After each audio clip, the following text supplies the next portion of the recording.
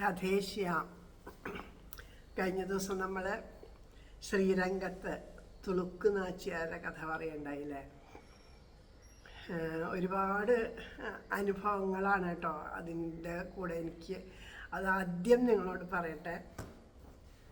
എന്തുകൊണ്ടോ എൻ്റെ ഹൃദയത്തിനെ ഒരുപാട് ആകർഷിച്ചൊരു കഥ. എന്തൊരു മാതിരിയാണത്.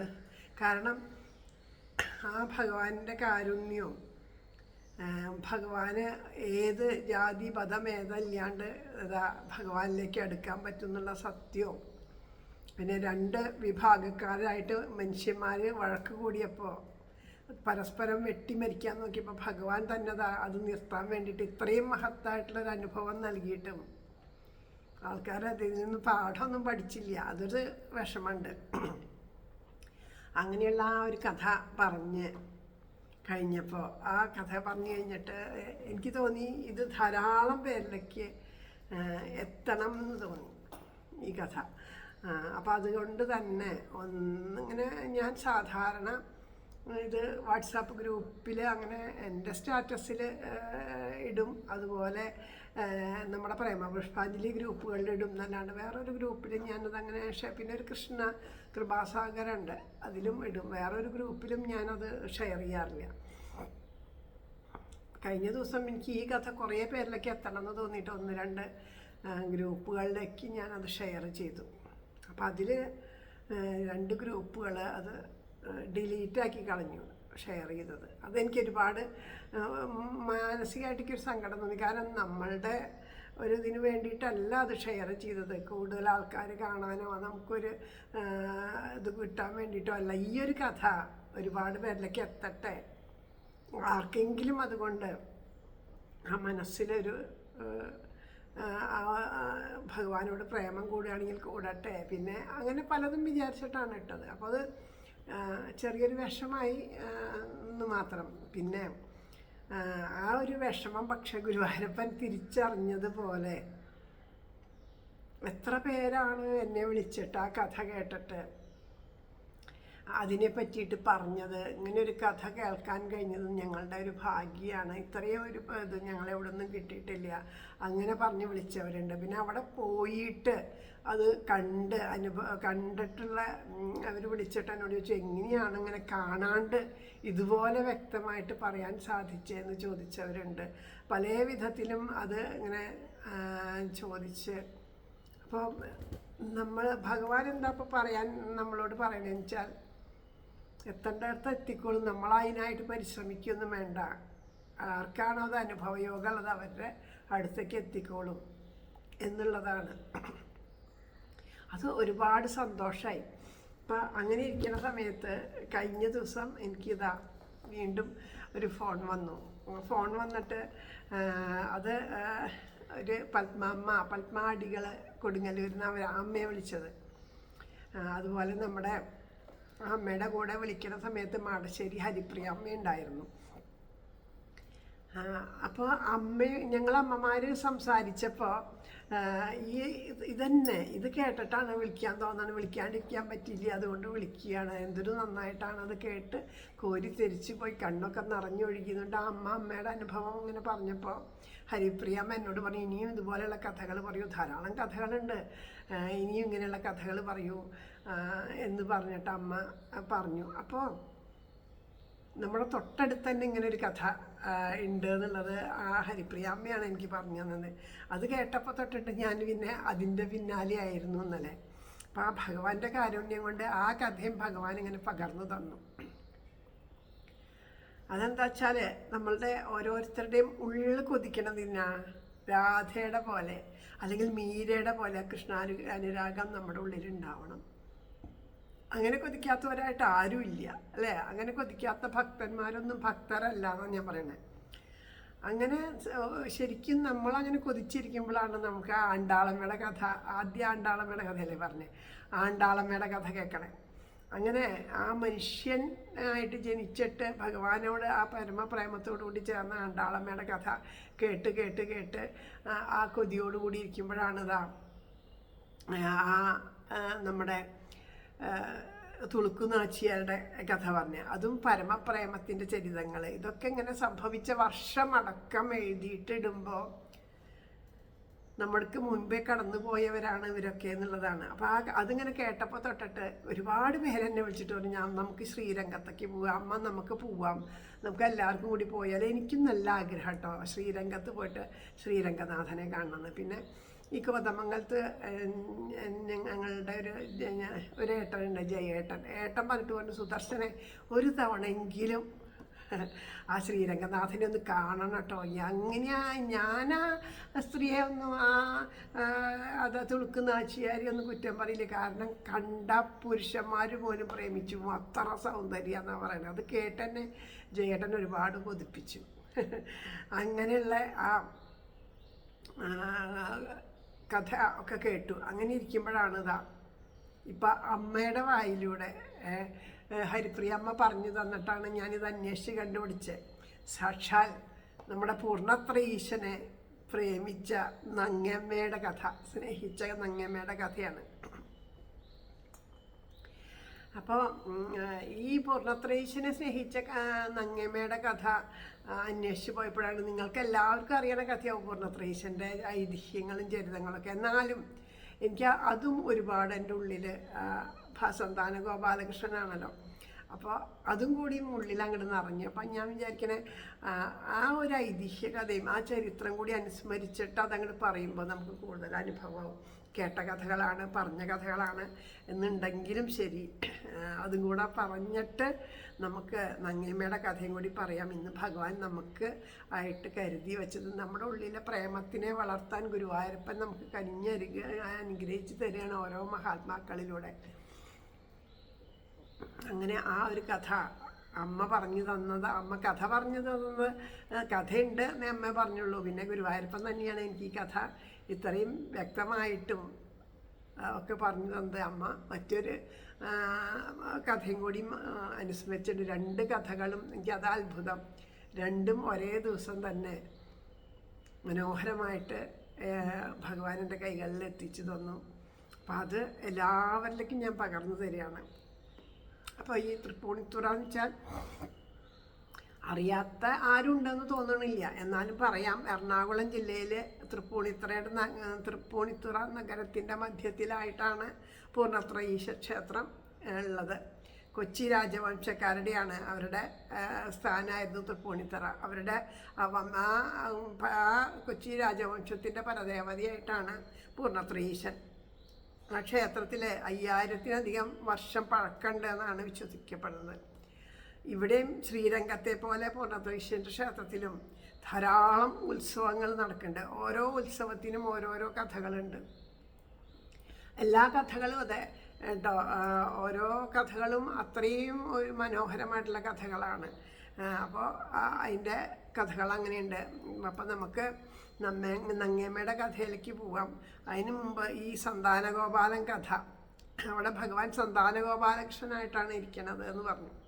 അപ്പോൾ എങ്ങനെയാണ് പൂർണ്ണത്രയീശന് സന്താനഗോപാലകൃഷ്ണനായത്, എങ്ങനെയാണ് അവിടെ വന്നതെന്നുള്ള കഥയൊക്കെ എല്ലാവർക്കും അറിയാമെന്നുണ്ടെങ്കിലും ഇതൊരു സമർപ്പണം പോലെ, ഗുരുവായൂരപ്പന് കൊടുക്കുന്ന ഒരു സമർപ്പണം, പൂർണ്ണത്രയീശൻ്റെ പാദത്തിൽ സമർപ്പണം പോലെ ആ കഥയും പറയാം. പരിപൂർണതമനായിട്ടുള്ള ശ്രീകൃഷ്ണ ഭഗവാൻ ആ ദ്വാരകയിൽ വസിക്കുന്ന സമയത്ത് എല്ലാവരും സന്തോഷത്തോടു കൂടിയിട്ട്, ദ്വാരകയിൽ ദുഃഖം എന്താണെന്ന് അറിഞ്ഞാൽ എല്ലാവരും സന്തോഷത്തോടു കൂടിയിട്ട് കഴിയുന്നു. ഭഗവാൻ എല്ലാവരുടെയും കാര്യങ്ങൾ വേണ്ടതുപോലെ അന്വേഷിച്ച് നല്ല എല്ലാവരെയും സന്തോഷിപ്പിച്ചുകൊണ്ട്, എല്ലാവരുടെയും ബുദ്ധിമുട്ടുകൾ ആരും ദുഃഖിക്കുന്ന ആരുമില്ല. എല്ലാവരും അത്രയും സമ്പൽ സമൃദ്ധിയിൽ കഴിഞ്ഞു പോവുകയാണ്. അങ്ങനെ ഇരിക്കുന്നതിൻ്റെ ഇടയിൽ ഒരു ദിവസം ഒരു കരഞ്ഞുകൊണ്ട് ഒരു ബ്രാഹ്മണൻ ഭഗവാന്റെ സഭയിലേക്ക് കയറി വരുന്നു ദ്വാരകയിൽ. കരച്ചിൽ കേട്ടിട്ട് എല്ലാവരും അത്ഭുതപ്പെട്ടു. കാരണം അവരൊന്നും ആരും അവിടെ കരയണത് കേൾക്കണേ ഇല്ല. അപ്പോൾ എല്ലാവരും കൂടി നോക്കിയപ്പോൾ കയ്യിൽ ഒരു മൃതശരീരമുണ്ട്, ഒരു കൊച്ചു കുഞ്ഞിൻ്റെ, പ്രസവിച്ച ഉടനെയുള്ള ഒരു കുഞ്ഞിൻ്റെ മൃതശരീരമുണ്ട്. ആ ദുഃഖിതനായിട്ടുള്ള ബ്രാഹ്മണൻ കുട്ടിയുടെ ശരീരം കൊണ്ടുവന്നിട്ട് അവിടെ ഭഗവാന്റെ മുമ്പിൽ കൊണ്ടുവന്ന് കിടത്തി. എന്നിട്ട് കരഞ്ഞു തുടങ്ങി. പറഞ്ഞു, ഭഗവാനെ, അങ്ങേ ദൈവത്തെ പോലെയല്ലേ കൃഷ്ണ ഞങ്ങൾ കരുതണത്, അങ്ങ് അറിയണില്ലേ ഈ ദുഃഖം എന്നൊക്കെ പറഞ്ഞിതാ വളരെയധികം കരഞ്ഞു. എനിക്ക് ഇങ്ങനെ ഒരു ഇതിന് വിധി വന്നുല്ലോ ഭഗവാനെ എന്നൊക്കെ പറഞ്ഞ് ഇതാ കരഞ്ഞു. പല അത്ഭുതങ്ങളും അങ്ങ് ചെയ്തിട്ടുണ്ടെന്നൊക്കെ എനിക്കറിയാം. എൻ്റെ ഈ കുഞ്ഞിനെ രക്ഷിക്കാൻ അങ്ങക്ക് പറ്റില്ലേ, എൻ്റെ കുഞ്ഞ് എന്നെല്ലാം പറഞ്ഞ് ഈ ബ്രാഹ്മണൻ വല്ലാണ്ട് കരയുകയാണ്. പക്ഷെ ആരും ഭഗവാനൊന്നും മിണ്ടിയില്ല. അതുകൊണ്ട് തന്നെ മറ്റുള്ളവരൊന്നും മിണ്ടിയില്ല. ഭഗവാൻ കുറച്ച് നേരം ആ കുഞ്ഞിനെയും ആ ബ്രാഹ്മണനെയും ഒക്കെ ഇങ്ങനെ നോക്കി ഇരുന്നു. ബ്രാഹ്മണൻ കുറച്ച് നേരം അവിടെ നിന്ന് കരഞ്ഞു കഴിഞ്ഞിട്ട് പിന്നെ വേറെ രക്ഷയൊന്നുമില്ലല്ലോ, ആ മൃതശരീരം കൊണ്ട് തിരിച്ചുപോയി അടക്കം ചെയ്തു.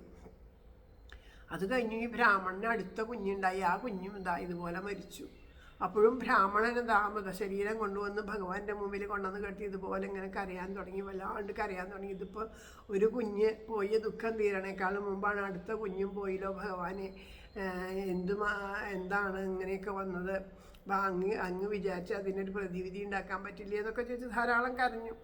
അങ്ങനെ ഈ സങ്കടങ്ങൾ മുഴുവനും കേൾക്കുന്നുണ്ട്. പക്ഷെ അപ്പോഴും ഭഗവാനും ആരും ഒന്നും പറഞ്ഞില്ല. ഇങ്ങനെ ആ 8 ഉണ്ണികളും മരിച്ചുപോയി. ആ 8 പ്രാവശ്യം ഈ ബ്രാഹ്മണൻ ഇവിടെ വന്ന് പറഞ്ഞു. അവസാനം ബ്രാഹ്മണന് ദേഷ്യമൊക്കെ വന്നിട്ട് ബ്രാഹ്മണൻ പറഞ്ഞു, രാജ്യം ഭരിക്കണവരുടെ ഭരണത്തിൽ വരുന്ന ദോഷം കൊണ്ടാണ് പ്രജകൾക്ക് ഇങ്ങനെയുള്ള ദുഃഖങ്ങൾ വരണേന്നൊക്കെ പറഞ്ഞു എന്തൊക്കെയോ ഭഗവാനെ പറഞ്ഞിട്ട് ഇങ്ങനെ കരയാണ്.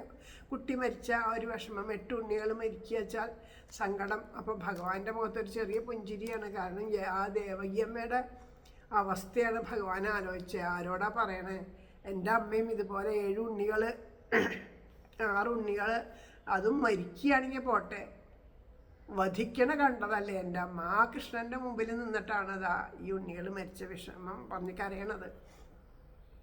അങ്ങനെ ആരും ഒന്നും പറഞ്ഞില്ല. അങ്ങനെ അതും 8ാമത്തെ ഉണ്ണിയും കൊണ്ടുപോയി മറവ് ചെയ്തു. അങ്ങനെ ഇരിക്കുന്ന സമയത്താണ് നമ്മുടെ അർജുനൻ ചങ്ങാതിയായിട്ടുള്ള കൃഷ്ണനെ കാണാൻ വേണ്ടിയിട്ട് ദ്വാരകയിലേക്ക് എത്തണത്. അപ്പോൾ അർജുനനെ കണ്ടപ്പോൾ കൃഷ്ണനെ വളരെ സന്തോഷമായി സ്വീകരിച്ചിരുത്തി, വേണ്ടതൊക്കെ കൊടുത്തു. സൽക്കരിച്ച ശേഷം അന്വേഷണമൊക്കെ ചോദിച്ചു, എൻ്റെ സഹോദരിക്ക് സുഖമല്ലേ, എല്ലാവരും സന്തോഷത്തിലല്ലേ, എൻ്റെ അച്ഛൻ സുഖമായിട്ടിരിക്കണില്ലേ എന്നൊക്കെ ചോദിച്ചു. അപ്പോൾ പറഞ്ഞു, ഭഗവാന്റെ ദാസന്മാരായ ഞങ്ങളെപ്പോലുള്ളവർക്ക് എങ്ങനെ അസുഖവും സങ്കടങ്ങളൊക്കെ വരിക, ഞങ്ങളെയൊക്കെ കാത്തു രക്ഷിക്കാൻ ഭഗവാനെ അവിടെ നിന്നില്ല. അത് കാരണം ഞങ്ങളെല്ലാവരും സുഖമായിട്ട് സന്തോഷമായിട്ടിരിക്കണു, അങ്ങയുടെ സഹോദരി വളരെ സന്തോഷമായിട്ടിരിക്കണു, ഒരു വിഷമവും ഇല്ല എന്നെല്ലാം പറഞ്ഞു. അപ്പം ഭഗവാൻ പറഞ്ഞു, കുറേ ദിവസമായില്ലേ ചങ്ങാതി അങ്ങനെ നമ്മൾ തമ്മിൽ കണ്ടിട്ട്, എനിക്ക് ഇപ്പം പെട്ടെന്ന് മടങ്ങി പോകരുത്, 2 ദിവസം ഇവിടെ താമസിച്ചിട്ടേ പോകാം, കുറച്ച് ദിവസം ഇവിടെ താമസിക്കാം, എന്നിട്ട് നമുക്ക് കുറച്ച് സൗഹൃദ സംഭാഷണങ്ങളൊക്കെ ചെയ്ത് കുറച്ച് ദിവസം കൂടിയും കഴിഞ്ഞിട്ട് പോകാം, എത്ര കാലമായി കണ്ടിട്ട് എന്ന് പറഞ്ഞതാ. ആ അർജുനനെ കയ്യിൽ പിടിച്ച് തൻ്റെ ശരീരത്തോടൊക്കെ ചേർത്ത് പിടിച്ച് ആലിംഗനം ചെയ്തുകൊണ്ട് പറഞ്ഞു. അപ്പം അർജുനൻ വേഗം സമ്മതിച്ചു. അങ്ങനെ ആ അർജുനൻ സമ്മതിച്ച് എല്ലാവരും കൂടി സന്തോഷത്തിലിരുന്ന് സംസാരിക്കുന്നതിൻ്റെ ഇടയ്ക്ക് വീണ്ടും ആ ബ്രാഹ്മണൻ കടന്നു വന്നു. ബ്രാഹ്മണൻ്റെ 9ാമത്തെ ഉണ്ണി മരിച്ചു. ബ്രാഹ്മണന് സങ്കടം സഹിക്കാൻ പറ്റണില്ല. ബ്രാഹ്മണൻ വീണ്ടും ഹൃദയം കറന്നിട്ട് ഇങ്ങനെ കരഞ്ഞു. 8 ഉണ്ണികളെ ഞാനിതാ ഈ മുന്നിൽ കൊണ്ടുവന്ന് വെച്ച് കരഞ്ഞു. അങ്ങയുടെ ഹൃദയം കരിങ്കല്ലാണോ കൃഷ്ണ? അങ്ങയ്ക്ക് ഒരു കുലുക്കോലില്ലോ, എൻ്റെ ദുഃഖം കണ്ടിട്ട് അങ്ങയ്ക്ക് ഒരു വ്യത്യാസമില്ലല്ലോ, അങ്ങയുടെ മുഖഭാവത്തിന് പോലും ഒരു മാറ്റമില്ലല്ലോ, ഒരു ആശ്വസിപ്പിക്കുക പോലും അങ്ങ് ചെയ്തില്ലല്ലോ, എന്ത് തെറ്റാണ് ഞാൻ ചെയ്തത്? ആരും അങ്ങനല്ല, ഈ സഭയിലിരിക്കുന്ന ആരും ഒന്നും എന്നെ പറഞ്ഞില്ല. 9ാമത്തെ ശിശു മരിച്ചുപോയി, ഈ കുട്ടികളില്ലാത്ത എനിക്ക് ഇനിതാ എന്തൊരു സുഖമുള്ളേ. ഇനി ഇത് കഴിഞ്ഞ് കഴിഞ്ഞാൽ ഒരു കുഞ്ഞില്ലാണ്ടായി കഴിഞ്ഞാൽ ഞങ്ങൾ മരിച്ചാൽ ഞങ്ങളുടെ ശാന്ത കൂട്ടാൻ ആരാളേ?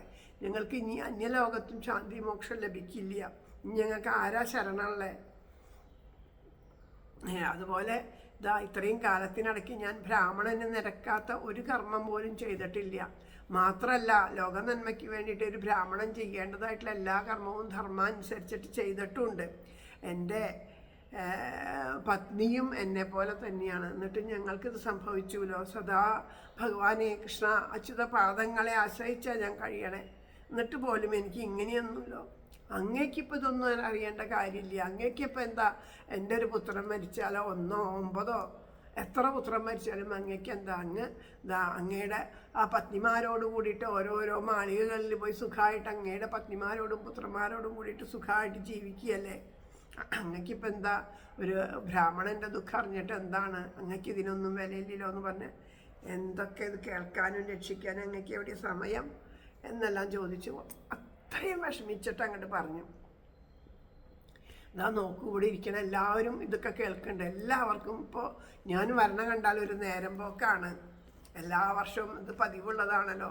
അവരെല്ലാവരും എന്നെ കാണുമ്പോഴേക്കും അവരുടെ ഉള്ളിൽ സഹതാപോ ദുഃഖമൊന്നുമല്ല, ഒരു തരം പരിഹാസ പുഞ്ചിരിയാണ് വരണത്. ഇതൊക്കെ കണ്ടുകൊണ്ട് അങ്ങനെ ഇരിക്കുന്നുണ്ടല്ലോ. ബലരാമൻ, കൃഷ്ണൻ, പ്രദ്യുമ്നൻ തുടങ്ങി യാദവ ശ്രേഷ്ഠന്മാരുടെ മുമ്പിലാണ് ഞാനിങ്ങനെ വന്ന് കരയണത്. എന്നിട്ട് നിങ്ങളെല്ലാവരും ഒരു കുലുക്കമില്ലാണ്ട് ഇങ്ങനെ ഇരിക്കുകയല്ലേ എന്നൊക്കെ പറഞ്ഞ് ഞങ്ങൾ ഓർക്ക പറഞ്ഞ് കരയാൻ തുടങ്ങി. അപ്പോൾ ഇതൊക്കെ കേട്ടപ്പോൾ പെട്ടെന്ന് അർജുനന് അവിടെ ഇരിക്കപ്പോൾ ഇല്ലാണ്ടായി. അർജുനൻ വേഗം ചാടി എണീറ്റു. വില്ലാളി വീരനല്ലേ അർജുനൻ, ഒരു ദുഃഖം കണ്ടിട്ട്, അതും ബ്രാഹ്മണൻ്റെ ദുഃഖം. എണീറ്റു. അങ്ങിനി കരയരുത്, അങ്ങിനി ദുഃഖിക്കരുത്, അങ്ങക്ക് ഇനി ഉണ്ടാവണ പുത്രനെ ഞാൻ സംരക്ഷിക്കാം എന്ന് അർജുനൻ പറയാണ്. അപ്പോൾ ആ ബ്രാഹ്മണൻ്റെ ദുഃഖം തീർക്കുക എന്നുള്ളത് ഒരു ക്ഷത്രിയൻ്റെ ധർമ്മമല്ലേ. ഞാൻ ക്ഷത്രിയനാണ്, ഇനി ഉണ്ടാവണ പുത്രനെ പരിപാലിക്കണ കാര്യം ഞാൻ ഏറ്റു എന്ന് പറഞ്ഞു. അത് കേട്ടപ്പോൾ ബ്രാഹ്മണൻ ചോദിച്ചു, ശ്രീകൃഷ്ണനോട് ഇരിക്കുന്നുണ്ട്, അനിരുദ്ധനുണ്ട്, പ്രദ്യുമ്നനുണ്ട്, ബലരാമനുണ്ട്, ഇവരൊന്നും ഇല്ലാണ്ട് ഇപ്പം എവിടുന്നേ ഇങ്ങനെ ഒരാൾ വന്നത്, ഇവർക്ക് പറ്റാത്ത കാര്യം എങ്ങനെയാ അങ്ങേക്ക് പറ്റുമോ എന്ന് ചോദിക്കും. അത് ചോദിക്കുമ്പോൾ പറയാം, അവരൊന്നും ഇളകാതിരിക്കണണ്ടില്ലേ, അവർക്ക് പറ്റാത്ത കാര്യമാണോ അങ്ങേക്ക് സാധിക്കണത് എന്ന് പറയും. അപ്പോൾ ഉറക്കെ ഇങ്ങനെ ചിരിച്ചുകൊണ്ട് ചോദിക്കുന്നു അർജുനൻ, ഭഗവാന് ബ്രാഹ്മണ നിനക്ക് എന്നെ മനസ്സിലായില്ലേ, ഞാൻ ആരാന്ന് മനസ്സിലാവാത്തോണ്ടാണ് നീ ഇങ്ങനെ പറയണത്, നിനക്ക് എന്നെ മനസ്സിലാവില്ലേ, ഇത് കണ്ടോ എൻ്റെ ഗാന്ധീവം, ഞാൻ വില്ലാളി വീരനായിട്ടുള്ള അർജുനനാണ്, ഞാനുണ്ടല്ലോ ആ ശ്രീകൃഷ്ണനെ പോലെ ബലഭദ്രനെ പോലെയോ പ്രദ്യുമ്നനെ പോലെയോ അനിരുദ്ധനെ പോലെയോ ഒന്നുമല്ല, ഞാൻ അത്രയും വില്ലാളി വീരനാണ്. യുദ്ധത്തിലെ സാക്ഷാൽ പരമേശ്വരനോട് യുദ്ധം ചെയ്തിട്ടുള്ള ഞാൻ, പരമേശ്വരൻ എന്നിൽ സന്തോഷിച്ചിട്ട് എനിക്ക് അനുഗ്രഹവും വരങ്ങളൊക്കെ തന്നിട്ടുണ്ട്. അങ്ങനെയുള്ള അദ്ദേഹത്തിൻ്റെ കയ്യിൽ നിന്നാണ് എനിക്ക് പാശുപതാസ്ത്രമൊക്കെ ലഭിച്ചത്. അപ്പോൾ അതുകൊണ്ട് ആ മധ്യമ പാണ്ഡവനായിട്ടുള്ള എന്നെപ്പോലെയുള്ള വീരശൂര പരാക്രമികളുള്ളിടത്ത് ഒരു ബ്രാഹ്മണൻ ഇങ്ങനെ ദുഃഖം വരില്ല. ആര് സംരക്ഷിച്ചിട്ടില്ലെങ്കിലും ഞാൻ സംരക്ഷിക്കും. ബലഭദ്രാദികളൊക്കെ ഇങ്ങനെ രക്ഷിക്കാനാവാണ്ടിരിക്കണത് കൊണ്ട് എൻ്റെ പുത്രി ദുഃഖം അവരിങ്ങനെ മിണ്ടാണ്ടിരിക്കുന്നത്. അപ്പോഴേക്കും ഈ ബ്രാഹ്മണനെ ഒന്ന് താഴ്ന്നു. അപ്പോൾ പറയാം, അർജുന, അതേ ശ്രീകൃഷ്ണനും ബലഭദ്രാദികളൊക്കെ മിണ്ടാണ്ടിരിക്കുന്നത് വേറെ ഒന്നുകൊണ്ടുമല്ല, ഇതൊക്കെ എൻ്റെ കർമ്മയോഗമാണ്, അത് എനിക്കറിയാം. പക്ഷേ എൻ്റെ ദുഃഖം പറയാൻ എനിക്കിതല്ലാണ്ട് വേറൊരിടമില്ല, അതുകൊണ്ടാണ് ഞാനിവിടെ വന്നിങ്ങനെ കരഞ്ഞ് പറയണത്. അപ്പോൾ എൻ്റെ തലയിലെഴുത്ത് മാറ്റാൻ പറ്റില്ല. ഒരു മനുഷ്യൻ്റെ കർമ്മ പ്രാരാബ്ധങ്ങൾ, പൂർവജന്മകൃതമായിട്ടുള്ള ആ അവസ്ഥകളൊന്നും മാറ്റാനായിട്ട് ആർക്കും സാധിക്കില്ല. അതുകൊണ്ടാണ് ഇവരൊക്കെ മിണ്ടാതിരിക്കണത് എന്ന് പറഞ്ഞു. ഹേ ബ്രാഹ്മണ, അങ്ങനെ ദുഃഖിക്കണ്ട, ഞാൻ പറയണത് കേൾക്കൂ. സ്വർഗവാസികൾക്ക് കൂടെ സുഖത്തെ പ്രദാനം ചെയ്യുന്ന വില്ലാളി വീരനായിട്ടുള്ള യമനെ ഞാൻ ജയിക്കും. ഞാൻ യമനെ ജയിച്ച ആളാണ്. ആ യമനെ ജയിക്കാൻ, അപ്പോൾ ഇന്ദ്രനന്ദനായിട്ടുള്ള എനിക്ക് തീർച്ചയായിട്ടും അങ്ങയുടെ പുത്രനെ രക്ഷിക്കാൻ പറ്റും. കാരണം യമനെ ഞാൻ ജയിക്കണ ആളാണ് ഞാനൊരു കാര്യം ചെയ്യാം, എൻ്റെ ആ ശരങ്ങളെ കൊണ്ട്, എൻ്റെ ശരത്തിനെ എല്ലാവർക്കും പേടിയാണ്, എൻ്റെ ശരങ്ങളെ കൊണ്ട് ഒരു കൂടാരം ഉണ്ടാക്കിയിട്ട് അതിനുള്ളിലാക്കാൻ ഈറ്റില്ല. അപ്പോൾ ഇനി അടുത്ത കുഞ്ഞിനെ പ്രസവിക്കാറാകുമ്പോൾ എന്നോട് വന്ന് പറഞ്ഞാൽ മതി. ആ ഗൃഹത്തിൽ പ്രസൂതി ഗൃഹത്തിൽ പൂർണ്ണ സംരക്ഷണത്തിൽ ആ കുഞ്ഞിനെ ജനിച്ച് ഞാൻ അങ്ങേക്ക് ആ കുഞ്ഞിനെ സംരക്ഷിച്ച് തരാമെന്ന് അർജുനൻ വാക്ക് തരണമെന്ന് പറഞ്ഞു. അപ്പോൾ സന്തോഷമായിട്ട് പൊക്കോളൂ, അങ്ങ് ചെന്ന് പത്നിയോട് പറയൂ, അർജുനൻ രക്ഷിക്കുന്നു പറയുമെന്ന് പറഞ്ഞു. അപ്പോൾ ഇതൊക്കെ കേട്ടിട്ടും ഈ ബ്രാഹ്മണൻ ഒരു വിശ്വാസമില്ലാണ്ട് ഇങ്ങനെ നോക്കുകയാണ്. അപ്പോൾ പറഞ്ഞു, അർജുന, ആവശ്യമില്ലാത്ത കാര്യത്തിന് അങ്ങ് ചാടി പുറപ്പെടണ്ട, ഇത് അങ്ങേ കൊണ്ട് സാധിക്കുമെന്ന് എനിക്ക് തോന്നണില്ല എന്ന് പറഞ്ഞു. അപ്പോൾ അർജുനൻ പറഞ്ഞു, ഇപ്പോഴും അങ്ങേക്ക് എന്നെ സംശയമാണോ?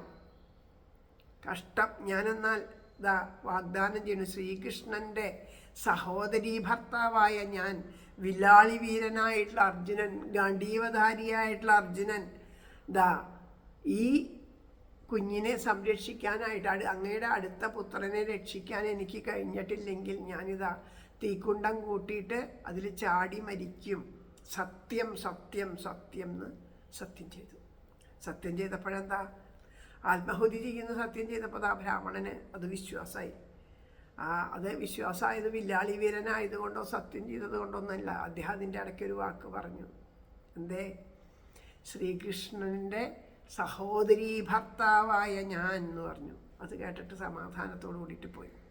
പത്നിയോട് പറഞ്ഞു, അടുത്ത കുഞ്ഞിനെ നമുക്ക് ലഭിക്കും, എനിക്ക് അത് പൂർണ്ണമായിട്ട് വിശ്വാസമുണ്ട്, ആ കുഞ്ഞിനെ സംരക്ഷിച്ചു തരാമെന്ന് അർജുനൻ ഏറ്റിട്ടുണ്ട് എന്ന് പറഞ്ഞു. അതുകൊണ്ട് നീ ഇനി ദുഃഖിക്കരുത്, സന്തോഷത്തോടു കൂടിയിട്ട് ഇരിക്കുക. ഇനിയും ആ കുഞ്ഞിനെ ലഭിക്കുമോ എന്നുള്ള വിഷമത്തോടു കൂടിയിട്ട് ഇരിക്കരുത്. സന്തോഷമായിട്ട് നല്ലൊരു കുഞ്ഞിന് ജന്മം നൽകാൻ വേണ്ടിയിട്ട് മനസ്സും ശരീരമൊക്കെ പാകപ്പെടുത്തിക്കൊണ്ട് സന്തോഷമായിട്ടിരിക്കൂ. അപ്പോൾ തീർച്ചയായിട്ടും ഈ പുത്രനെ നമുക്ക് ലഭിക്കും എന്ന് പറഞ്ഞു. ഇത് കേട്ടപ്പോൾ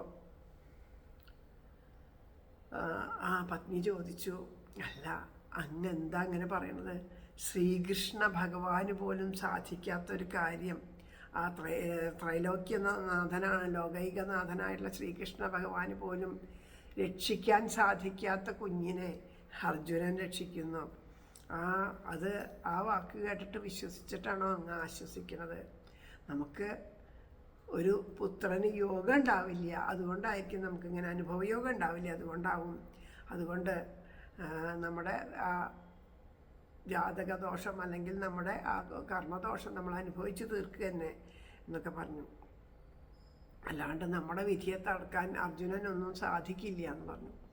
അപ്പോൾ ശ്രീകൃഷ്ണന് സാധിക്കാത്തൊരു കാര്യം ആർക്കും സാധിക്കില്ല എന്ന് പറഞ്ഞപ്പോൾ ബ്രാഹ്മണൻ പറഞ്ഞു, അതുതന്നെയാണ് ഇപ്പോഴും ഞാൻ പറയണത്, ശ്രീകൃഷ്ണന് സാധിക്കാത്തൊരു കാര്യം ആർക്കും സാധിക്കില്ല. അതുകൊണ്ട് തന്നെയാണ് എനിക്ക് ഈ ഉറപ്പ്. കാരണം എന്താണെന്ന് ചോദിച്ചാൽ, അർജുനൻ ആരാന്ന് വെച്ചിട്ടുണ്ടോ? സുഭദ്രയുടെ ഭർത്താവാണ്, ശ്രീകൃഷ്ണൻ്റെ സഹോദരിയുടെ ഭർത്താവാണ്.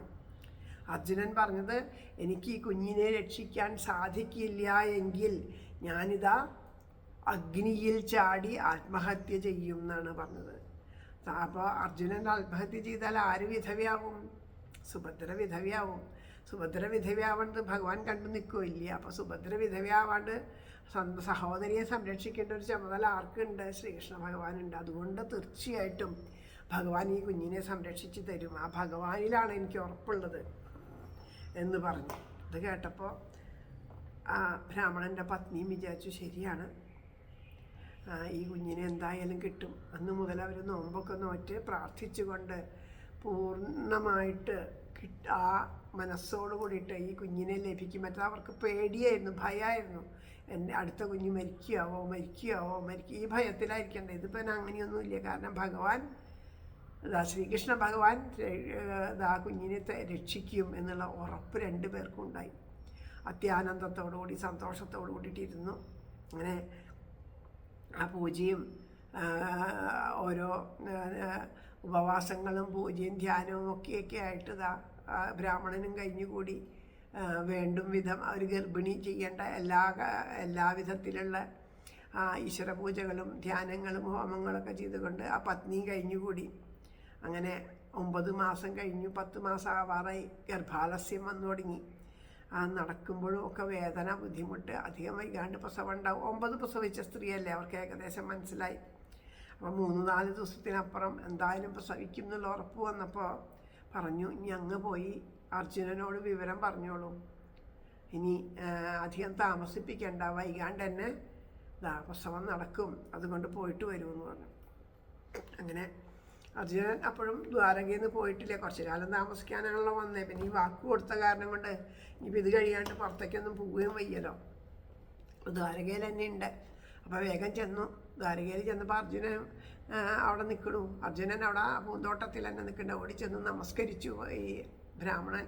പറഞ്ഞു, അർജുന, വില്ലാളി വീരനായിട്ടുള്ള അർജുന, ഞാൻ എൻ്റെ പത്നിയുടെ പ്രസവകാലമായി 2 ദിവസത്തിനുള്ളിൽ പ്രസവിക്കും, അങ്ങ് സംരക്ഷിക്കാമെന്ന് പറഞ്ഞില്ലേ. മാന്തിക്കാണ്ട് പ്രസവം എന്ന് വെച്ചാൽ നമുക്ക് പ്രതീക്ഷിക്കണ പോലെയൊന്നും ആവില്ല, എപ്പോൾ വേണമെങ്കിലും ആവാൻ 2 ദിവസം എന്ന് പറഞ്ഞു വെച്ചാൽ ഇന്ന് തന്നെ ആയാലും വിരോധമൊന്നുമില്ല. അപ്പോൾ അതുകൊണ്ട് അധികം വൈകാണ്ട് ആ ഗാന്ധീവ് എടുത്തിട്ട് എന്നെ സംരക്ഷിക്കാനായിട്ട് വരൂ, എൻ്റെ കൂടെ വരൂ. എന്നോട് സത്യം പറഞ്ഞതൊക്കെ അങ്ങേക്ക് ഓർമ്മയില്ലേ എന്നൊക്കെ ചോദിച്ചു. ഇത് കേട്ടോടെ അർജുനൻ പറഞ്ഞു, എനിക്ക് നല്ല ഓർമ്മയുണ്ട്, ഞാനും ആ സമയം കാത്തിരിക്കുകയായിരുന്നു, ഞാൻ തീർച്ചയായിട്ടും വരാം. ഞാൻ ചെയ്ത സത്യം ലംഘിക്കുകയെ പറഞ്ഞ വാക്ക് മറക്കുകയോ ചെയ്യണ ആളല്ല, വില്ലാളി വീരനായിട്ടുള്ള അർജുനനാണ്. പിന്നെയും പറഞ്ഞ് തൻ്റെ വൈഭവങ്ങൾ ഇങ്ങനെ പറഞ്ഞ് അഹങ്കരിച്ചുകൊണ്ട് പോരുന്നു, ഞാനൊരു നിമിഷം പാഴാക്കാണ്ട് കൂടെ വരാമെന്ന് പറഞ്ഞു. അങ്ങനെ അങ്ങയുടെ കുഞ്ഞിനെ ഞാൻ തീർച്ചയായിട്ടും സംരക്ഷിക്കും എന്നൊക്കെ പറഞ്ഞു. അങ്ങനെ ഗാന്ധീവം കയ്യിലെടുത്തിട്ട് ബ്രാഹ്മണൻ്റെ അടുത്തേക്ക് പോവുകയാണ്. അപ്പോൾ അർജുനൻ വേഗം കാലും മുഖമൊക്കെ കഴുകി ആ മഹാദേവൻ്റെ അടുത്ത് ചെന്നു. ആ മഹാദേവനാണല്ലോ അദ്ദേഹം പൂജിക്കുന്ന മഹാദേവനെയാണ്, അദ്ദേഹത്തിൻ്റെ ഇഷ്ടദേവൻ മഹാദേവനാണ്. അപ്പോൾ മഹാദേവനെ പൂജിച്ച് നമസ്കരിച്ചുകൊണ്ട് ആ മഹാദേവൻ്റെ അടുത്താണ് ഈ ഗാന്ധീവം വച്ചിരിക്കുന്നത്. ഗാന്ധീവമൊക്കെ എടുത്തിട്ട് വരുന്ന സമയത്ത് കൃഷ്ണൻ അവിടേക്ക് വന്നു. അല്ല അർജുന, ഇതിപ്പോൾ എവിടേക്കാണ് യാത്ര? അപ്പോൾ പറഞ്ഞു, ആ ബ്രാഹ്മണൻ വന്നിട്ടുണ്ട്, ആ ബ്രാഹ്മണൻ്റെ കുഞ്ഞിനെ അങ്ങനെയല്ല, ഇതെവിടേക്കാണ്, എനിക്കൊരിട വരെ പോകണം എന്ന് പറഞ്ഞു. അപ്പോൾ ചോദിച്ചു, എവിടേക്കാണ് പോണേ? അല്ല, ഞാനൊരു വാക്ക് പറഞ്ഞിട്ടുണ്ട് ഒരാൾക്ക്, ആ വാക്ക് പാലിക്കാൻ വേണ്ടി പോകണം എന്ന് പറഞ്ഞു. അപ്പോൾ പറഞ്ഞു, മുഖത്തൊക്കെ എന്തോ ഒരു പരിഭ്രമം പോലെ. പരിഭ്രമമൊന്നുമില്ല, ഞാൻ പോയിട്ട് വരാം പറഞ്ഞു. അപ്പം ഞാനെങ്ങാനും കൂടെ വരണോ? തേര് ഞാൻ തെളിക്കാനാ, എന്തെങ്കിലും അത്യാവശ്യത്തിന് ഞാൻ വരണോ എന്ന് ചോദിച്ചു കണ്ണൻ. അതിൻ്റെ ആവശ്യമൊന്നുമില്ല കൃഷ്ണ, ഇത്ര വലിയ യുദ്ധമൊന്നും അല്ലല്ലോ ഇതൊരു ചെറിയ കാര്യമല്ലേ. വില്ലാളി വീരനായ അർജുനന് ഇതിനിഞ്ഞൊരു തേരാളിയോ അതൊന്നും വേണ്ട എന്ന്. അപ്പോൾ പറഞ്ഞു, എന്നാൽ ചങ്ങാതി സമയം കളയേണ്ട, വേഗം പൊക്കോളൂ എന്ന് പറഞ്ഞു. അങ്ങനെ അർജുനനും ബ്രാഹ്മണനും കൂടിയിട്ട് ബ്രാഹ്മണൻ്റെ ഗൃഹത്തിലെത്തി. ആ പ്രസൂതി ഗൃഹത്തിൻ്റെ മുകളിൽ അവിടെ ഒരു അമ്പ് കൊണ്ടൊരു പ്രസൂതി ഗൃഹം നിർമ്മിച്ചിട്ട് എല്ലാം വേണ്ടതുപോലെ ആയോ എന്നൊക്കെ പരിശോധിച്ചുകൊണ്ട്, ഒരു വായു പോലും അകത്തേക്ക് കടക്കാൻ ഭയപ്പെടുന്ന രീതിയിലൊക്കെ നിർമ്മിച്ചുകൊണ്ട് എല്ലാ കാര്യങ്ങളും അതിൻ്റെ ഉള്ളിലാക്കിയിട്ട് ആ ബ്രാഹ്മണ പത്നിയെ അതിനുള്ളിലേക്ക് കടത്തണം. അപ്പോഴും ആ കുഞ്ഞിൻ്റെ അനക്കങ്ങളൊക്കെ വീട്ടിലുണ്ട്. അപ്പോൾ അവർക്ക് വളരെയധികം സമാധാനമായി. കുട്ടിയുടെ അങ്ങനെ ആ ഉള്ളുരുകി പ്രാർത്ഥിച്ചുകൊണ്ട് ബ്രാഹ്മണൻ പുറത്തു നിൽക്കണു സംരക്ഷകനായിട്ട്. ആ ചാപവും പിടിച്ചുകൊണ്ട് ഗാന്ധീവവും പിടിച്ചുകൊണ്ട് അർജുനനും അവിടെ നിൽക്കണു. അങ്ങനെ സമയം അടുത്തു. ഒരു ദിവസം കഴിഞ്ഞു. 2ാമത്തെ ദിവസം ഉച്ചയായപ്പോൾ അവിടെ നിന്ന് പറയണ കേൾക്കേണ്ടത് പ്രസവം അടുത്തു, പ്രസവിക്കാറായി എന്നൊക്കെയുള്ള ഒരു വർത്തമാനങ്ങളൊക്കെ അവിടെ നിന്ന് ഇങ്ങനെ കേൾക്കാം. ആ ബ്രാഹ്മണൻ പ്രാർത്ഥിച്ചുകൊണ്ട് ശ്രീകൃഷ്ണ ഭഗവാന്റെ ആ പദാരവിന്ദങ്ങളെ മനസ്സിൽ സ്മരിച്ചുകൊണ്ട് പ്രാർത്ഥിക്കുന്നു. ബ്രാഹ്മണ പത്നിയും ഭഗവാന്റെ പാദങ്ങളിലെ സ്മരിച്ചുകൊണ്ട് പ്രാർത്ഥിക്കുന്നു.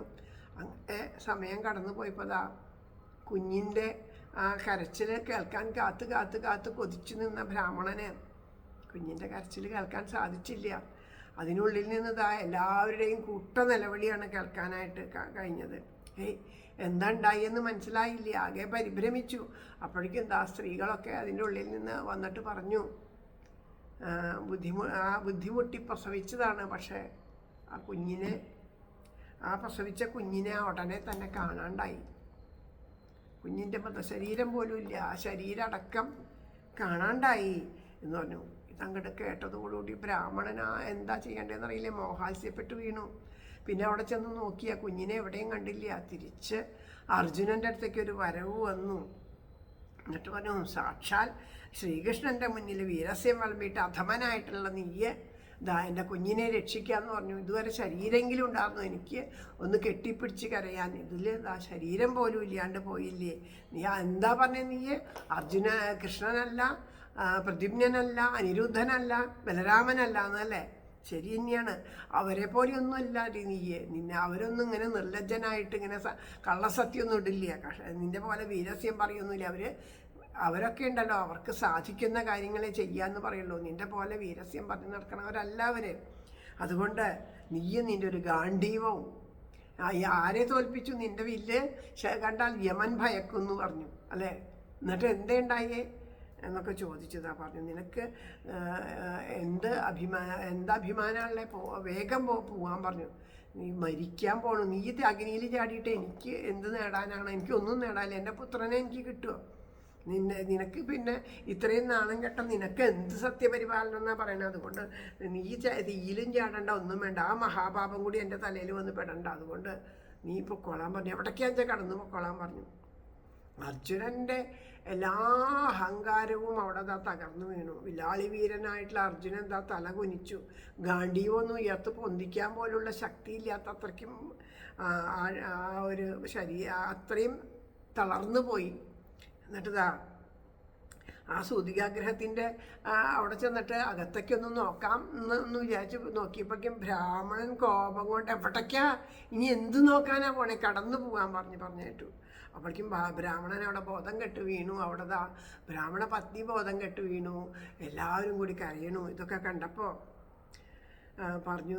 പിന്നെ അവിടെ നിന്ന് എണീറ്റിട്ട് ബ്രാഹ്മണൻ വീണ്ടും കരയാൻ തുടങ്ങി. ഭഗവാനെ, എൻ്റെ തലലെഴുത്ത് ആർക്കാൻ മാറ്റാൻ കഴിയുക കഷ്ടം തന്നെയാണ്. ഈ ചപലമായിട്ടുള്ള ഈ അർജുനൻ്റെ ചപലനായിട്ടുള്ള അഹങ്കാരിയായിട്ടുള്ള ഈ അർജുനൻ്റെ വാക്കുകൾ വിശ്വസിച്ച് ഞാനും ചാടി പുറപ്പെട്ടില്ലേ വീണ്ടും വിചാരമില്ലാണ്ട്.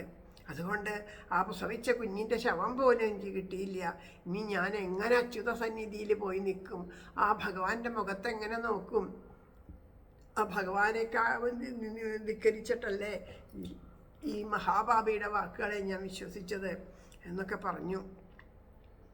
അപ്പം അർജുനൻ അവിടെ ഇങ്ങനെ നിൽക്കുകയാണ്, കയ്യും കെട്ടിയിട്ട്. പറഞ്ഞു കയ്യും കെട്ടി നോക്കി നിൽക്കുക, അങ്ങനെ തളർന്ന് അവശനായിട്ട് കൈ കെട്ടി ഇങ്ങനെ നിൽക്കുകയാണ്, തല കുനിച്ചിട്ട്.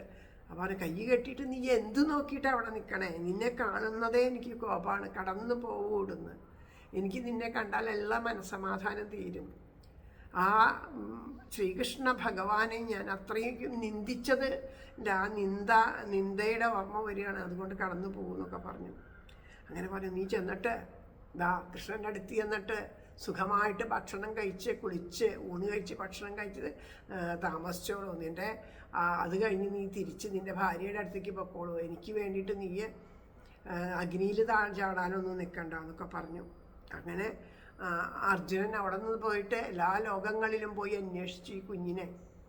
യമൻ്റെ ലോകത്ത്, വരുണൻ്റെ ലോകത്ത്, നാഗൻ്റെ ലോകത്ത്, പിതൃലോകത്ത്, എല്ലാ ദിക്കിലും പോയി അന്വേഷിച്ചു. അവിടെ നാഗലോകത്തോ എവിടെയും ഇല്ല.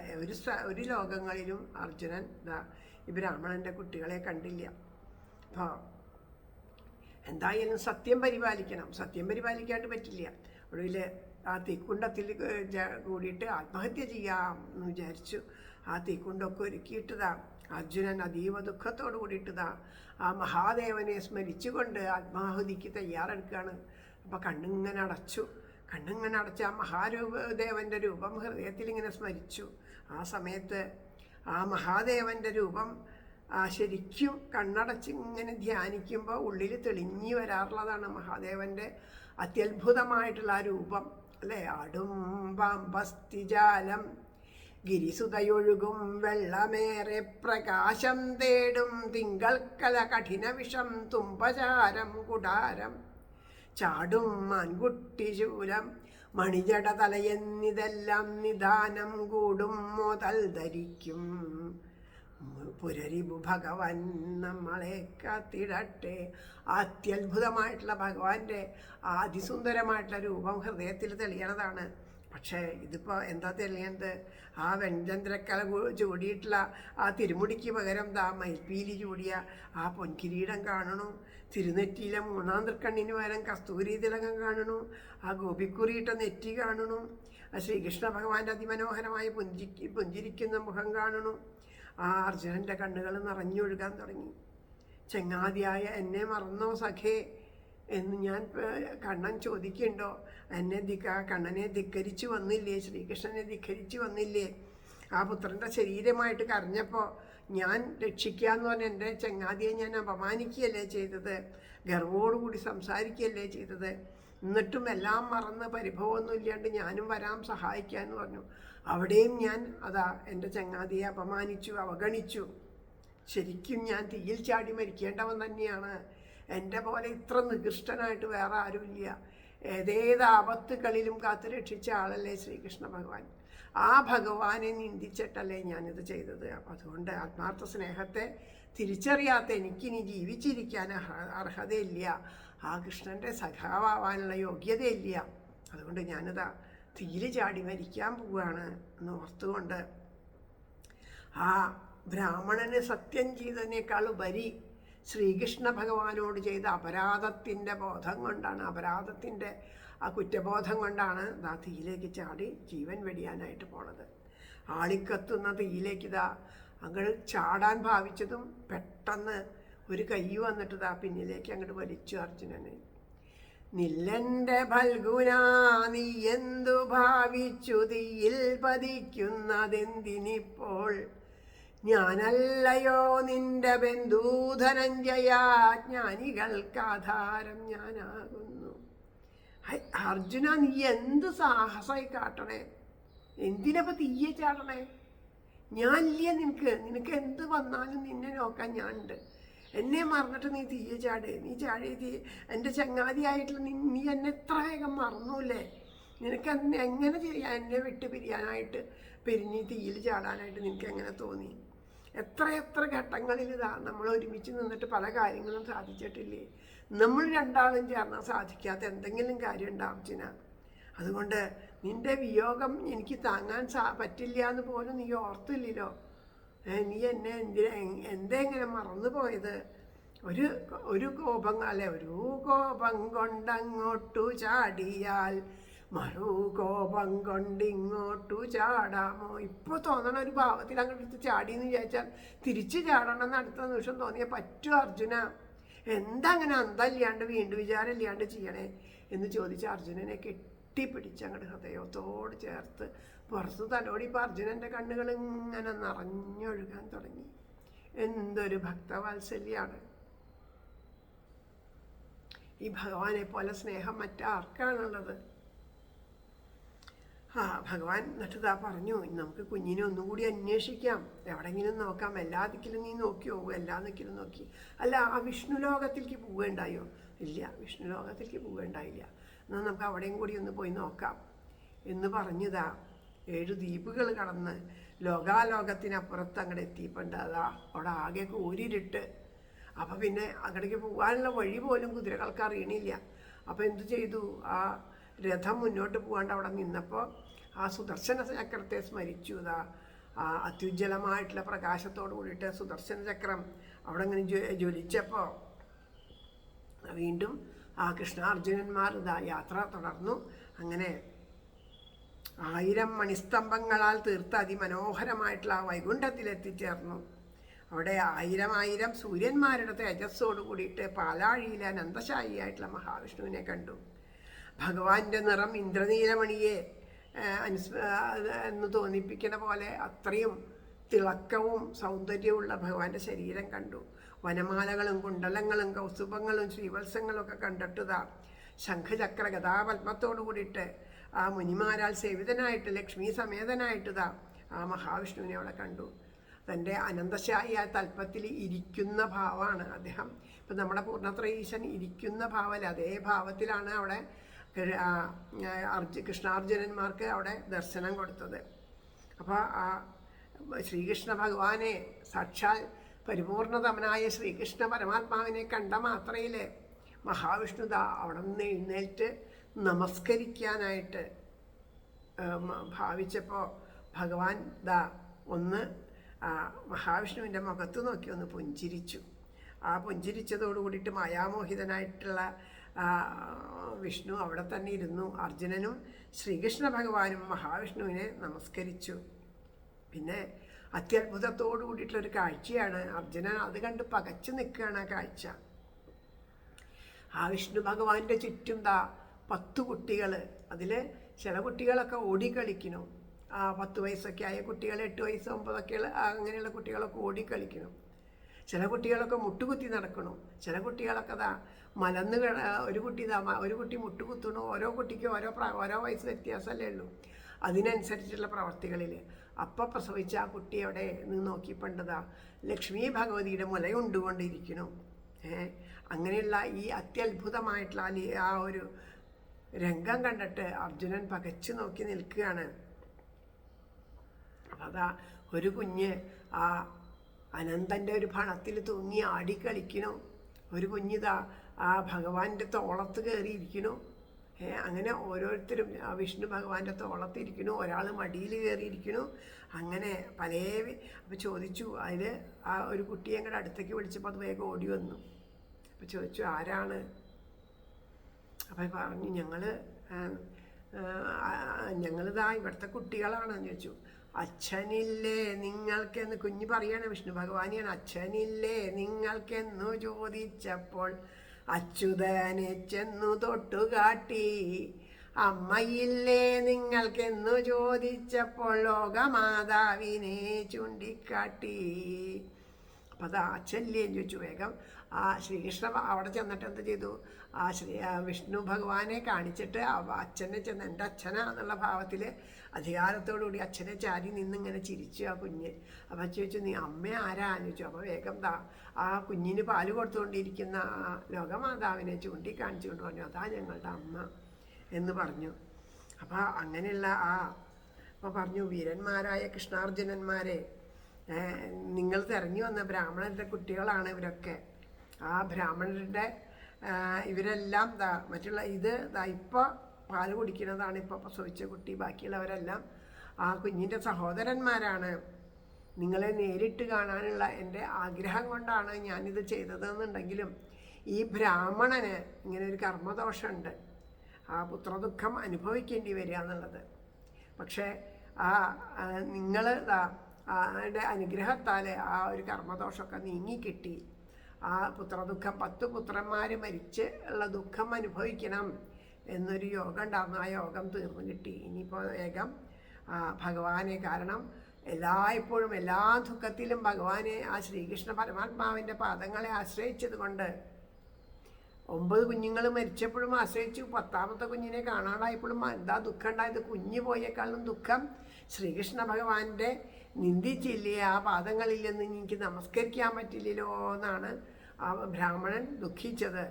അപ്പം അത്രയും ഭക്തിയുള്ള ആ ഭക്തി കൊണ്ട് അദ്ദേഹത്തിൻ്റെ എല്ലാ കർമ്മദോഷങ്ങളും ഇല്ലാണ്ടായിത്തീരണു. ഇനി ആ പുത്രന്മാരോട് കൂടിയിട്ട് സുഖമായിട്ട് ജീവിക്കാനായിട്ട് അദ്ദേഹത്തിന് സാധിക്കും. അതുകൊണ്ട് ഇവരെ കൊണ്ടുപോയിട്ട് ആ ബ്രാഹ്മണന് നൽകൂ എന്ന് പറഞ്ഞു.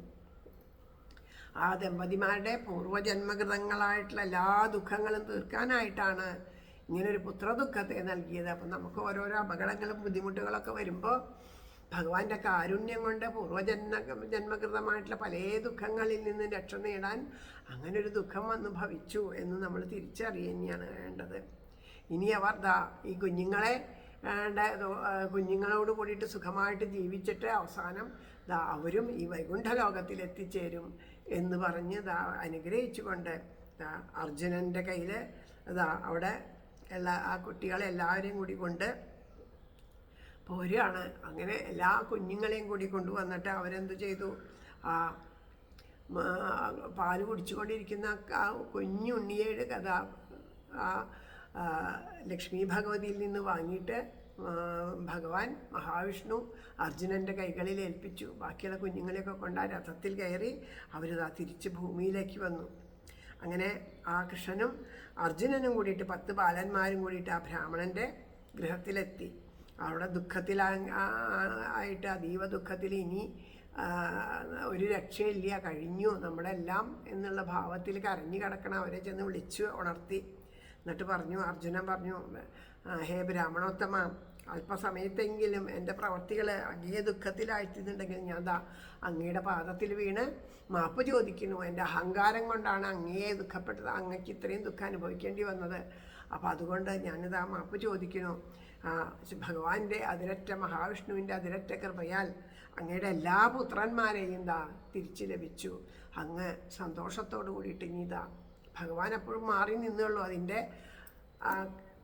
എന്താ പറയുക, നമ്മൾ പറയണ പോലെ ക്രെഡിറ്റൊക്കെ ആർക്ക് കൊടുത്തു? അർജുനന് കൊടുത്തു. ഭഗവാൻ ഞാൻ ഇതിലൊന്നും ആരല്ല എന്നുള്ള മട്ടിൽ മാറി നിന്നു. നമ്മളാണെങ്ങനെ ചെയ്തെങ്കിൽ ചിലപ്പോൾ നമ്മളൊന്നും ചെയ്തിട്ടുണ്ടാവില്ല, കൂടെ പോയിട്ടേ ഉണ്ടാവുള്ളൂ, ബാക്കിയൊക്കെ അവരാവും ചെയ്തിട്ടുണ്ടാവും. എന്നാലും നമ്മളൊരാളോട് വീരസ്യം പറയുമ്പോൾ ഞാൻ ചെന്നിട്ടേ ഞാൻ അങ്ങനെ ചെയ്തു, ഞാനായോണ്ട് ആ കുട്ടികളെ കിട്ടി, അത് കുട്ടി അങ്ങനെ ഇതാണ് എന്നും പറഞ്ഞ് നമ്മൾ കുറേ വീരസ്യം പറഞ്ഞ് നമ്മുടെ മഹിമ പറഞ്ഞേനെ അല്ലേ. ഇതിപ്പോൾ അതാ ഭഗവാൻ ഞാനൊന്നും അറിഞ്ഞില്ല. ഇപ്പം നമ്മൾ ചെയ്യുന്ന ഓരോ പ്രവൃത്തി അത് ഈശ്വരനാണ് ഈശ്വരനാണ് നമ്മുടെ പിന്നിൽ പ്രവർത്തിക്കുന്നത്. ഇപ്പം എല്ലാവരും പറയണ്ട് എന്തൊരു നല്ല പുസ്തകം, ധന്യം വൃന്ദാവനം എഴുതിയത് എന്തൊരു നല്ല പുസ്തകം, ഭഗവാൻ എഴുതിയ പുസ്തകമല്ലേ, ഇതെല്ലാം നന്നാവാതിരിക്കുമോ. എത്ര നല്ല പാട്ടാണ് ആ ഉറക്ക പാട്ട്, അതും ഭഗവാൻ എഴുതിയത് തന്നെയാണ്. പക്ഷെ ഭഗവാൻ എന്താ ചെയ്യുക, അത് ചെയ്തിട്ട് ഇങ്ങോട്ട് മാറി നിൽക്കും. പേരാരെങ്കിലും എടുത്തോട്ടെ, ഭഗവാന് പേരിലൊന്നും കാര്യമില്ല, നമുക്കോ പേരിൽ മാത്രമേ കാര്യമുള്ളൂ. എങ്ങനെയെങ്കിലും പേരും പ്രശസ്തി ഉണ്ടാവണം. അതാണ് നമ്മൾ ഭഗവാൻ ആരൊക്കെ വേണ്ട പേര് പ്രശസ്തി വെച്ചാൽ ഭഗവാൻ അത് തന്നോളും. ഭഗവാൻ എല്ലാവർക്കും എല്ലാം നൽകിക്കൊണ്ട്, ഒന്നും അറിയാത്ത ഭാവത്തിൽ ഇപ്പോഴും അത് എങ്ങനെയാണ് നമുക്കെല്ലാം നൽകിക്കൊണ്ട്, നമ്മൾ പോലും അറിയാണ്ട് നമ്മളെ സംരക്ഷിച്ചുകൊണ്ട് ആ ഭഗവാൻ നമ്മളെ അനുഗ്രഹിച്ചുകൊണ്ട്, സദാ നമ്മളുടെ ഓരോ ചലനങ്ങളെയും ശ്രദ്ധിച്ചുകൊണ്ട്, നമ്മളെ ആപത്തുക്കളിൽ നിന്ന് രക്ഷിച്ചുകൊണ്ട്, നമ്മളെ ദുഃഖങ്ങളിൽ നിന്ന് രക്ഷിച്ചുകൊണ്ട് ഭഗവാൻ കാത്തു രക്ഷിക്കണം. ആ ഭഗവാനെ നമ്മൾ അറിയുന്നുണ്ടോ? അങ്ങനെ ആ കുമാരന്മാർ എല്ലാവരെയും ആ ബ്രാഹ്മണന് കൊടുത്തു. അങ്ങനെ സുഖമായിട്ട് ആ ബ്രാഹ്മണൻ അവർ സന്തോഷമായിട്ട് ജീവിച്ചു എന്നുള്ള കഥയാണ് പറയണത്. അപ്പം പിന്നെ എങ്ങനെയാണ് ഈ പൂർണ്ണത്രയീശൻ ഇവിടെ പൂജിക്കാൻ, ഇങ്ങനെ ഈ ക്ഷേത്രം വരാൻ കാരണം എന്ന് വിചാരിച്ചിട്ടുണ്ടെങ്കിൽ,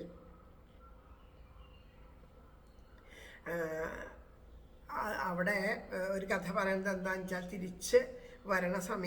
തിരിച്ചിങ്ങോട്ട് വരണ സമയത്ത് ആ ബ്രാഹ്മണൻ്റെ 10 മക്കളെ നൽകിയതിൻ്റെ കൂടെ ഭഗവാനെ നമസ്കരിച്ചുകൊണ്ട് അർജുനൻ പറഞ്ഞു, വൈകുണ്ഠനാഥനായിട്ടുള്ള ശ്രീമൻ നാരായണ, അങ്ങയുടെ ഈ ഒരു രൂപം, അതായത് ഈ ശേഷൻ്റെ ഈ ശയ്യയിൽ ഇങ്ങനെ ഇരിക്കുന്നൊരു രൂപം, എപ്പോഴും കിടക്കുന്ന രൂപം ആയിട്ട് കാണാം അല്ലേ, അല്ലെങ്കിൽ താമരയിൽ നിൽക്കുന്ന രൂപം. പക്ഷേ ഇത് അത്യത്ഭുതമായിട്ടുള്ള ഈ ഒരു രൂപം മക്കളെയൊക്കെ സംരക്ഷിച്ചുകൊണ്ട്, അവരുടെ കളികളൊക്കെ കണ്ടുകൊണ്ട്, കുട്ടികളുടെ കളികളൊക്കെ ആസ്വദിച്ച് ഒരച്ഛൻ എങ്ങനെയാണോ കട്ടിലിരിക്കുന്നത്, അതുപോലെ ആ ശേഷതൽപ്പത്തിൽ എല്ലാം ആസ്വദിച്ചു കൊണ്ടിരിക്കുന്ന ആ ഒരു സുന്ദരമായ രൂപം എല്ലാ ഭക്തന്മാരുടെയും ദുഃഖം തീർക്കണം. അപ്പോൾ സന്താന സൗഭാഗ്യത്തിനായിട്ട് ഈ രൂപദർശനം ഭൂമിയിലെ ജനങ്ങൾക്ക് നൽകാൻ അങ്ങ് അനുഗ്രഹിക്കണം എന്ന് പറഞ്ഞു. അപ്പോൾ അത് കേട്ടപ്പോൾ ആ ആദിശേഷൻ്റെ തൽപ്പത്തിലിരിക്കുന്ന ആ രൂപത്തിലുള്ള ഒരു വിഗ്രഹം ഈ അർജുനൻ്റെ കൈവശം കൊടുത്തു. അർജുനൻ തൻ്റെ ആവനാഴിയിൽ അത് വച്ച് കൊണ്ടുവന്നു. ഇവിടെ വന്നിട്ട് ആവനാഴി തുറന്നിട്ട് ആ വിഗ്രഹം പുറത്തെടുത്തു. അപ്പോൾ ആവനാഴിക്കാണ് പൂണി എന്ന് പറയുക. അപ്പോൾ ആ പൂണി തുറന്ന് പുറത്തെടുത്തത് കൊണ്ട് പൂണിത്തുറ, അത് ഭഗവാൻ ഇത് അർജുനൻ്റെ ആയതുകൊണ്ട് തൃപ്പൂണിത്തുറ. ആ എന്നുള്ളത് എന്താ, നമ്മുടെ അതിനോടുള്ള ആദരവ് കാണിക്കാനാണ് എന്നുള്ള വാക്ക്. അപ്പോൾ തൃപ്പൂണിത്തുറ എന്നുള്ള പേര് പൂണി തുറന്നത് കൊണ്ടാണ് അങ്ങനെ വന്നത് ആ പേര്.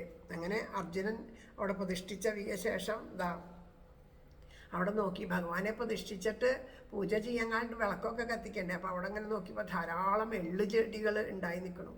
അപ്പോൾ ഈ എള്ളുചെടികളൊക്കെ പറിച്ചു കൊണ്ടുവന്നിട്ട് അത് എള്ള് പിഴിഞ്ഞിട്ട് അതിൽ നിന്ന് എണ്ണ എടുത്തു. ആ എണ്ണ കൊണ്ടാണ് ആദ്യമായിട്ട് ആ ഭഗവാന് വിളക്ക് കത്തിച്ചത്. അതുകൊണ്ട് ഇപ്പോഴും അവിടെ എണ്ണ വിളക്കിന് വളരെ പ്രാധാന്യമാണ്. എന്തെങ്കിലും ദുഃഖങ്ങളോ ദുരിതങ്ങളോ, സന്താനങ്ങൾക്ക് എന്തെങ്കിലും വിഷമങ്ങൾ, കുട്ടികൾക്ക് പഠിപ്പിൻ്റെ കാര്യത്തിന്, കുട്ടികൾ ഇല്ലാണ്ടിരിക്കുക, അങ്ങനെയുള്ളവരൊക്കെ അവിടെ എണ്ണയാണ് സമർപ്പിക്കുക. ചെയ്താൽ വളരെ നല്ലതാണെന്ന് പറയും. എണ്ണ സമർപ്പിക്കുക ഭഗവാന്, അങ്ങനെ ചെയ്താൽ വളരെ നല്ലതാണെന്ന് പറയും. അങ്ങനെ ആദിശേഷൻ്റെ പുറത്തിരിക്കുന്ന ഭാവത്തിലാണ് പൂർണ്ണത്രയീശൻ്റെ പ്രതിഷ്ഠ. ഇനി പൂർണ്ണത്രയീശൻ്റെ കഥയെ പറഞ്ഞിട്ടുള്ളൂ കേട്ടോ. ഇപ്പോൾ ഇനി നങ്ങേമ്മയുടെ കഥ പറയണം. എത്ര സമയമായി എന്നറിയാം, 1 മണിക്കൂറാവാറായി. എന്നാലും വേണ്ടില്ല, ഭഗവാൻ നമുക്ക് തന്ന ഈ കാരുണ്യത്തിൻ്റെ പുറത്ത് ഇരുന്നു കൊണ്ട് നമുക്ക് ഈ കഥ മുഴുവനാക്കാം. ഇനിയിപ്പോൾ എന്താ വെച്ചാൽ, പൂർണ്ണത്രയീശൻ്റെ ക്ഷേത്രത്തിൽ നിന്ന് ഏകദേശം ഒരു 3-3.5 നാഴിക അകലുണ്ടായിരിക്കും. ഇപ്പോഴും ഉണ്ട്, ഇല്ല അവിടെ. അത് തെക്കോട്ട് മാറിയിട്ട് വടക്കേടത്തുമന എന്ന് അറിയപ്പെടുന്ന ഒരു ബ്രാഹ്മണ കുടുംബം ഉണ്ട് അവിടെ. അവിടുത്തെ ഒരു പെൺകുട്ടിയായിരുന്നു നങ്ങേമ്മ എന്ന് പറയുന്ന കുട്ടി. അപ്പോൾ കുട്ടിക്കാലത്ത് തൊട്ടിട്ട് തന്നെ ഈ നങ്ങേമ്മ എനിക്ക് പൂർണ്ണത്രയീശനെ വലിയ ഇഷ്ടമായിരുന്നു. കാരണം ഈ ഇഷ്ടപ്പെടാൻ കാരണം എന്താ വെച്ചാൽ കാരണവന്മാർ തന്നെയാണ്. ഈ കുഞ്ഞിനെ എങ്ങനെ എടുക്കുമ്പോഴും ഉറക്കുമ്പോഴും ഒക്കെ ഭഗവാന്റെ നാമം ചൊല്ലി ഭഗവാന്റെ കഥകൾ പറഞ്ഞു കൊടുത്തിട്ടൊക്കെയാണ് സാധാരണ അച്ഛനമ്മമാർ കുട്ടികളെയൊക്കെ ഉറക്കുകയും ഭക്ഷണം കൊടുക്കുകയും ഒക്കെ ചെയ്യുമ്പോൾ അങ്ങനെയാണ് ചെയ്യുക. അപ്പോൾ അവർക്ക് ആ പൂർണ്ണത്രയീശനിലുള്ള ഭക്തി വളർത്തും. ഈശ്വര ഭക്തിയോട് കൂടിയിട്ടാണ് കുട്ടികളെ വളർത്തുക.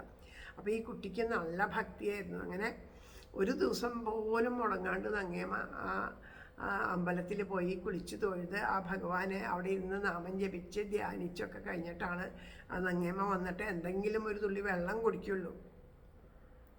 അപ്പം അങ്ങനെ വലുതാവും തോറും ഈ ഭക്തി കൂടി വന്നു. കുട്ടി രാവിലെ പോയാൽ ധാരാളം നേരം ആ അമ്പലത്തിലിരുന്ന് നാമം ജപിക്കുക, ഭഗവാന്റെ വിഗ്രഹത്തിൽ നോക്കി നിൽക്കുക. അങ്ങനെ ആ ഭഗവാനോടുള്ളൊരു ഇഷ്ടം കൂടി കൂടി കൂടി വന്നു. അങ്ങനെ കാലം കഴിഞ്ഞതും ഈ കുട്ടി ഋതുമതിയായി. 12ാമത്തെ വയസ്സിലൊറ്റ ഈ കുഞ്ഞ് ഋതുമതിയായ സമയത്ത് അമ്പലത്തിൽ പോകാൻ സാധിക്കില്ലല്ലോ. അപ്പോൾ അത് കഴിഞ്ഞ് ഇനി ശുദ്ധമായിട്ട് വേണം 7 ദിവസമോ 9 ദിവസമോ അങ്ങനെ ഓരോ ചിട്ടയുണ്ടല്ലോ, അത് കഴിഞ്ഞിട്ടല്ലേ പോകാൻ സാധിക്കുള്ളൂ. അപ്പോൾ അത്രയും ദിവസത്തെ ആ നിത്യദർശനം മുടങ്ങിയപ്പോൾ ഈ കുട്ടിക്ക് സഹിക്കാൻ പറ്റണില്ല. എങ്ങനെയാണോ ഗോപികമാർ ആ വിരഹം കൊണ്ട് കണ്ണനെ കാണാണ്ട്, കണ്ണൻ പെട്ടെന്ന് മറഞ്ഞപ്പോൾ കണ്ണനെ കാണാണ്ട് വിരഹതാപത്താൽ ദുഃഖിച്ചത്, അതുപോലെ തീവ്രമായ ദുഃഖം കൊണ്ട്, വിരഹ ദുഃഖം കൊണ്ട് വല്ലാണ്ട് സങ്കടപ്പെട്ടു.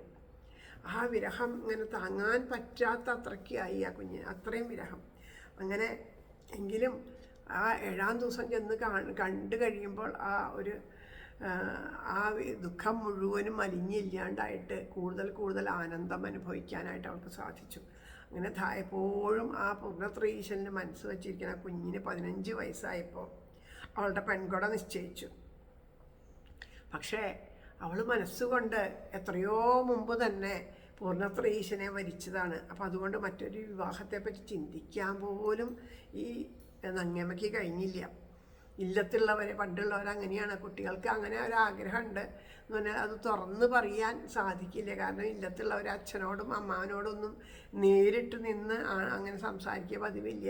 അപ്പോൾ ഇല്ലത്തിൻ്റെ ഇതായാലും അമ്മയോടൊക്കെ എന്തെങ്കിലും ഒന്നും ഇങ്ങനെ പറയാമെന്നല്ലാണ്ട് വല്യമ്മമാരോ മുത്തശ്ശിമാരോ ജിഷ്ടിമാരോ ഒക്കെ ഉണ്ടെങ്കിൽ അവരോടും ഇങ്ങനെ തങ്ങളുടെ അഭിപ്രായം പറയുക അതൊന്നുമില്ല. അതും വളരെ താഴ്ന്ന ശബ്ദത്തിൽ സ്വകാര്യമായിട്ടൊക്കെ അമ്മയുടെ അടുത്ത് പറയാമെന്നല്ലാണ്ട് ഇതൊന്നും പറയാൻ പാടില്ല. അപ്പം അങ്ങനെ ഇവരെയൊന്നും എതിർത്തിട്ട് എനിക്ക് വിവാഹം വേണ്ട, ഞാൻ പൂർണ്ണത്രയീശനാണ്, മനസ്സുകൊണ്ട് വരിച്ചു, ഇതാണ് എൻ്റെ പതി എന്ന് പറയാനുള്ള ധൈര്യമൊന്നും അവൾക്ക് ഉണ്ടായിരുന്നില്ല, മനസാന്നിധ്യം ഇല്ലായിരുന്നു. അതുകൊണ്ടത് പറഞ്ഞില്ല. ഇവിടെ അത്രയും ദുഃഖമായി ഓരോ ദിവസം കഴിയുന്തോറും. അങ്ങനെ പെൺകൊട എന്തായാലും ഉറപ്പിച്ചു കഴിഞ്ഞിട്ട് അതിൻ്റെ വേറെ ഒന്നുമില്ല, ആരോടും പറയാനില്ലെങ്കിൽ ആരോട് പറയും, ഭഗവാനോട് പറയും.